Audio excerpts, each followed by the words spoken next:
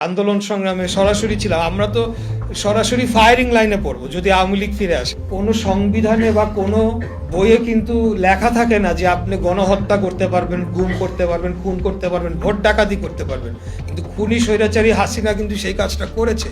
আজকে যদি আপনারা আন্দোলনের চিন্তা করেন তাহলে আগে চিন্তা করেন যে খুনি হাসিনার আমলের যে গণহত্যাগুলো সংগঠিত হয়েছিল সেগুলার বিচার কবে সম্পন্ন হবে।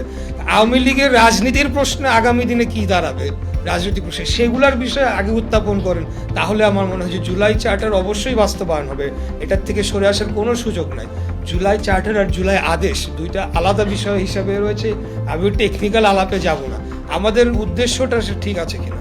তা আমার মনে হয় যে আগামী দিনে ফ্যাসিবাদী রাজনীতি আবার পুনর্বাসিত হবে কিনা সেই প্রশ্নে ওপেন সিদ্ধান্তে আসতে হবে এবং আমাদেরকে অবশ্যই একটা